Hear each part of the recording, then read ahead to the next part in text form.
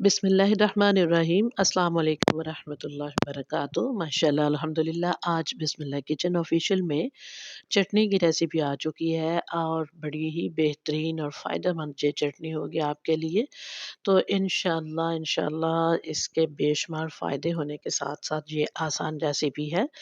तो इसे फ्रीज़ करना भी बड़ा आसान है और बनाना भी। तो सबसे पहले सब्ज़ मिर्चें इनकी डंडियाँ उतार दी हैं मैंने।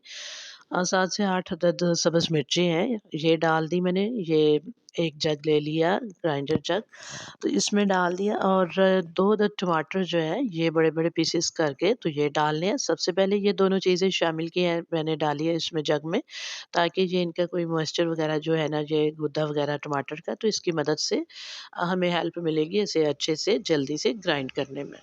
तो सब्ज़ धनिया और पुदीना जो है ना, पुदीना है चौथा हिस्सा और सब्ज़ धनिया 3 हिस्से ज़्यादा लेना है इससे। तो ये जो काफ़ी सारा धो के मैंने ये भी रफली काट के इसमें डाल दिया। और अदरक 2 से ढाई इंच का पीस था, छिलका उतारने के बाद मोटे-मोटे पीसेस डाल दिए।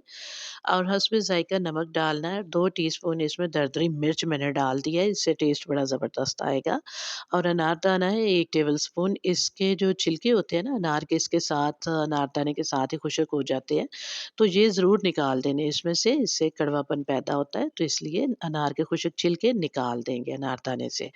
तो 1 से डेढ़ घूँट के बराबर मैंने पानी डाल दिया, बहुत कम पानी इसमें इस्तेमाल करेंगे।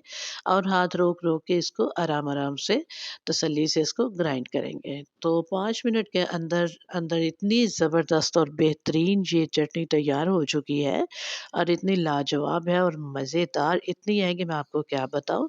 आप इसे रायते में भी इस्तेमाल कर सकते हैं और इसे आप आइस क्यूब ट्रे में डाल के फ्रीज़ कर सकते हैं। पूरा रमज़ानुल मुबारक आप बड़े आराम से इसको इस्तेमाल कीजिए।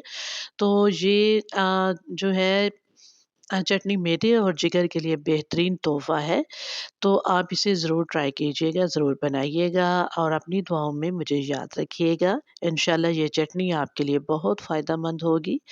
तो अगर आपको वीडियो पसंद आती है तो लाइक कीजिए, शेयर कीजिए और चैनल पर नए हैं तो सब्सक्राइब ज़रूर कीजिए। इसी के साथ इजाज़त दीजिए अपनी मेज़बान को। अल्लाह ताला आप सबको खैर व आफ़ियत से आबाद व शाद रखे। और इसी के साथ अल्लाह हाफ़िज़।